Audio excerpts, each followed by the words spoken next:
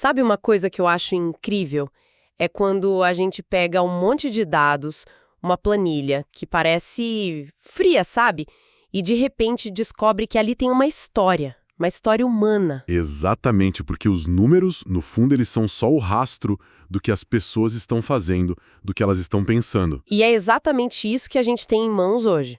O material que é um verdadeiro mapa do tesouro sobre uma profissão inteira que tá se reinventando bem debaixo do nosso nariz. É um caso clássico, né? De como uma ferramenta do dia a dia, tipo um podcast que as pessoas usam para se informar, para se entreter, acaba virando um termômetro super preciso da mentalidade de um setor inteiro. Isso. E a nossa análise hoje mergulha justamente nisso. A gente pegou os dados de mais de 70 episódios do podcast de corretor para corretor e vamos usar as estatísticas do Spotify não para falar do podcast em si, mas para decifrar quem é o profissional que está ali do outro lado do fone de ouvido. A missão aqui é entender o que esses números contam sobre essa nova fase da corretagem no Brasil.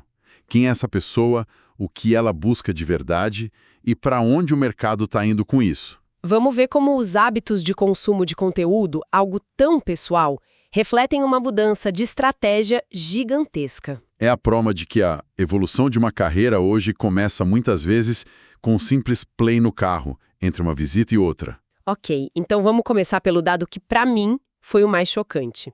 Quando a gente pensa em quem está buscando conteúdo novo, novas técnicas, a gente logo imagina o profissional mais jovem, certo? É um natural de se pensar. Pois é, mas os números aqui viram essa ideia de cabeça para baixo. Quase 80% dos ouvintes têm mais de 35 anos. É um número massivo.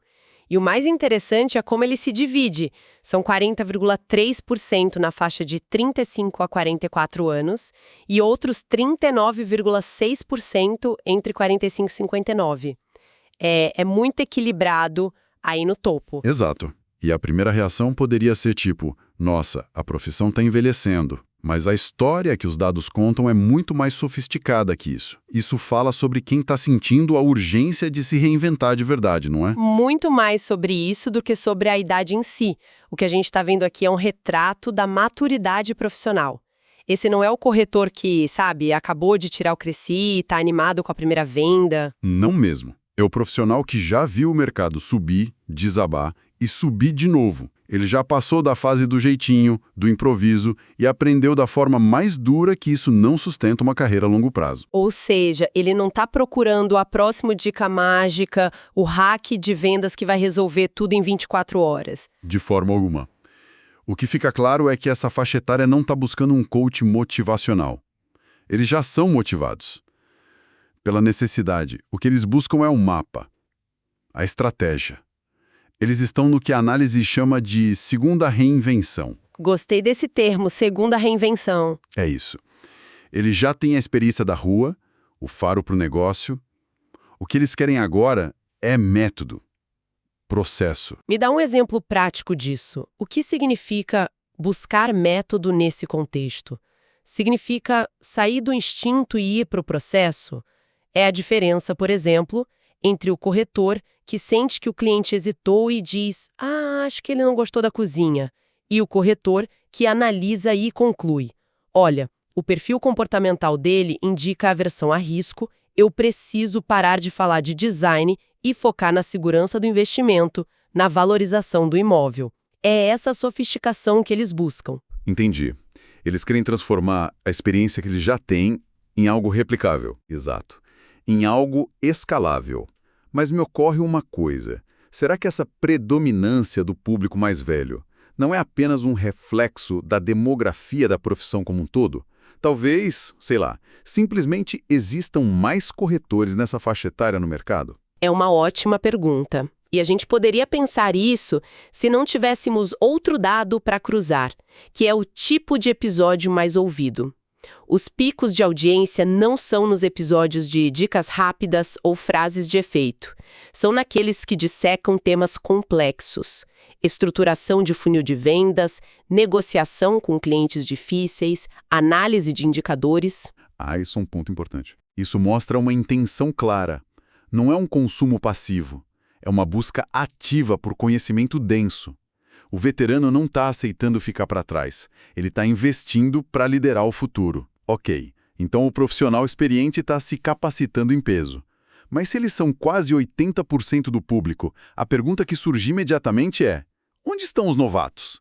E os números sobre eles são inacreditáveis. São um susto, né? Um susto. Apenas 4,4% do público tem menos de 28 anos. E se a gente quebrar isso, são 2,8% entre 18 e 22 e míseros 1,6% de 23 a 27. É um buraco geracional. É praticamente um erro estatístico. O que acontece com uma profissão quando os jovens simplesmente não aparecem para aprender? Isso soa como um alerta vermelho piscando forte. E é um alerta. Mostra que a corretagem ainda é vista em grande parte como uma carreira de entrada tardia.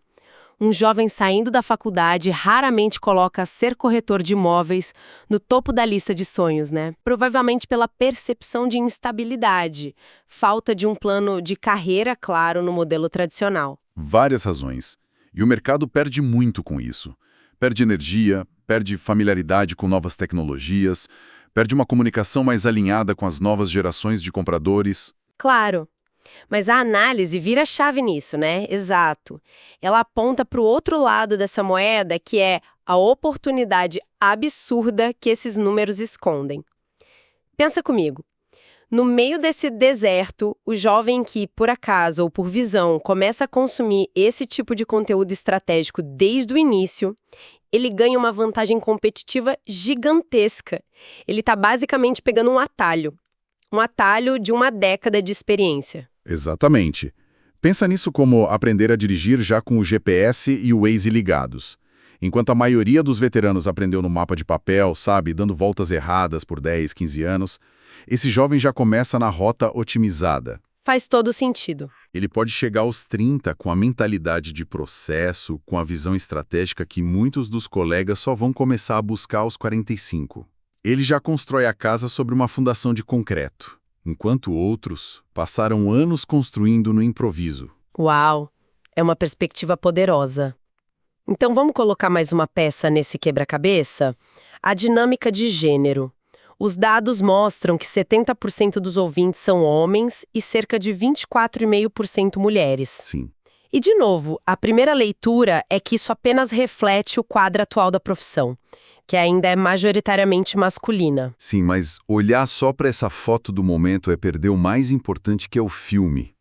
O que a análise ressalta é que o crescimento do público feminino é claro, consistente e acelerado. E é aí que a coisa fica interessante. Por quê? Porque esse crescimento não acontece no vácuo. Ele está diretamente ligado à transformação de habilidades que o mercado exige hoje. Ok, me explica melhor essa conexão. O que a chegada de mais mulheres tem a ver com as novas exigências do mercado imobiliário? Tem tudo a ver. O mercado está mudando de um modelo puramente transacional para um modelo relacional. A diferença é brutal. Transacional versus relacional. Isso. No modelo antigo, o foco era na propriedade, no tijolo. Hoje, o foco é na pessoa e no projeto de vida dela. É a diferença entre vender um apartamento e construir um cliente para a vida. É parar de pensar só na comissão de hoje e começar a pensar na indicação de amanhã. E essa mudança de mentalidade exige um conjunto de habilidades completamente diferente. É um jogo completamente diferente. Exige o que a gente chama de soft skills em altíssimo nível. Escuta ativa para entender o que não é dito, empatia para sentir a ansiedade do cliente, inteligência emocional para mediar conflitos entre um casal, comunicação para construir confiança. Não basta mais ser um mostrador de imóveis. De jeito nenhum. É preciso ser um consultor de projetos de vida. E a tese é que quanto mais essas habilidades se tornam o centro do sucesso, mais o cenário se abre para o protagonismo feminino. Então não é uma questão de gênero, mas de competência. O mercado está evoluindo para um campo onde habilidades historicamente mais associadas ao universo feminino se tornam um diferencial competitivo decisivo. Exatamente. É uma evolução nas competências que definem um profissional de alta performance. Nesse novo cenário, as mulheres encontram um terreno muito fértil para liderar. não por cota, mas por mérito e por uma afinidade natural com as habilidades que o futuro da profissão demanda. Certo, então vamos juntar tudo isso. A gente tem o profissional maduro buscando método como nunca. Temos um vácuo de jovens, mas com uma oportunidade de ouro para quem começar cedo. E temos uma mudança na dinâmica de gênero, impulsionada por novas habilidades. Quando a gente coloca todas essas peças juntas, a imagem que se forma é muito maior do que as estatísticas de um podcast. A imagem que se forma é a de uma transformação silenciosa. É um movimento que não está sendo noticiado nos grandes portais, não é uma diretriz do Cresci ou das grandes imobiliárias. É uma mudança de base, orgânica, que está acontecendo de corretor para corretor. E aqui define essa transformação, o que é o cerne dela. É a compreensão de que corretagem de alta performance não é arte, é ciência. É entender que um atendimento excelente não nasce do improviso, nasce de um processo bem desenhado. É a busca por metodologia, por uma visão sistêmica do negócio, de entender o cliente não só pelo que ele fala, mas pelo comportamento dele. É uma profissionalização que vem de dentro para fora. E é curioso como essa revolução está acontecendo por canais não oficiais, né? A análise é bem direta ao dizer que ela acontece por quem está na arena. Esse é o ponto-chave. A educação formal do setor muitas vezes parou no tempo. Essa nova escola é descentralizada. É um corretor de Recife que desenvolve uma tática de fechamento, compartilha isso num podcast, e no dia seguinte, um colega em Porto Alegre já está testando e adaptando a realidade dele. Essa agilidade é impressionante. É algo que nenhuma instituição formal consegue replicar. Essa troca de conhecimento prático em tempo real. O que nos leva ao formato em si. Por que um podcast se tornou o veículo perfeito para essa transformação? A fonte usa uma metáfora que eu achei ótima. A sala de aula portátil. É a metáfora perfeita, porque ela captura a essência da rotina de um corretor, que é caótica.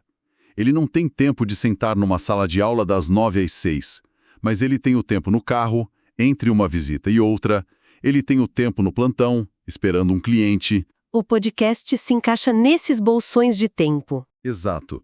O aprendizado se integra ao fluxo de trabalho. É uma educação contínua que cabe no bolso e no fone de ouvido. Quando um padrão de consumo desse se solidifica ao longo de mais de 70 episódios, como a gente vê aqui, o recado é claro, existe uma sede para esse conhecimento que é... gigantesca. Com certeza. Os números são só a ponta do iceberg. Eles são a evidência de um desejo coletivo de profissionalização que está varrendo o mercado de baixo para cima, impulsionado por quem vive o dia a dia da profissão. Então, resumindo a nossa jornada, partimos de dados de uma plataforma de áudio e chegamos ao retrato de uma nova era, a do corretor estrategista.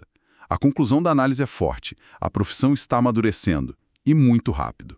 A era do improviso, do corretor que dependia só da lábia e da sorte, parece estar com os dias contados. Totalmente. O futuro, ou melhor, o presente, pertence ao profissional que entende de gente, de processo, de funil de vendas, de indicadores. E o mais importante, que é o que os dados do público mais velho nos mostram.